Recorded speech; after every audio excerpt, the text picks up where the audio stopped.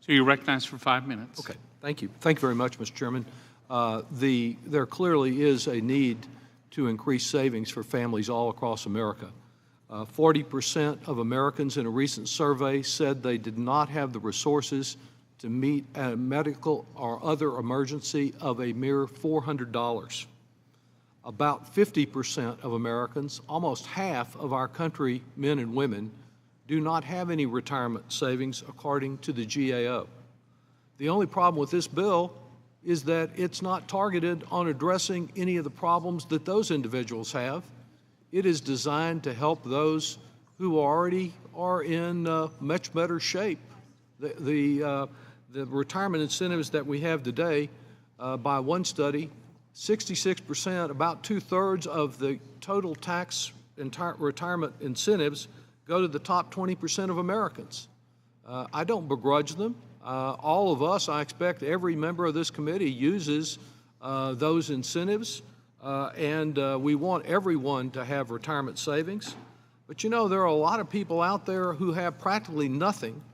They are very reliant on Social Security and Medicare. That's why our efforts with reference to the last bill were so important to preserve Social Security and Medicare.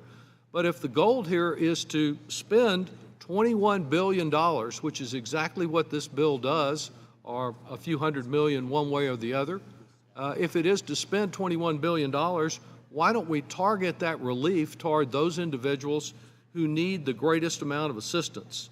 I think, like everything else we've considered here today, Republicans are intent on designing a savings account proposal to help those who already have the most. The universal savings account would be a universal tax shelter for those at the top.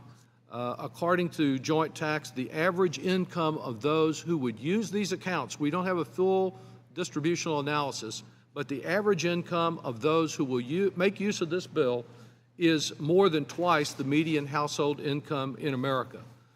If you want to know what Republicans think about retirees that don't have large investment accounts, I think we just look at the budget and their proposals to slash Medicare to the tune of about $500 billion. The full cost of all three tax bills we are considering today and those that have been adopted in round one is over $3 trillion. After exploding the debt with tax breaks for the few, Republicans will come in and future occasions, if they are given the opportunity, and will be making cuts to Medicare and Social Security that portion of Americans, the half of Americans who lack resources for retirement, rely on. That's why we're so concerned about all these bills. We would like to be able to work together to encourage more retirement savings, more savings generally, but we need to focus that relief on those who need it the most, and they have been totally left out of this piece of legislation. I yield back.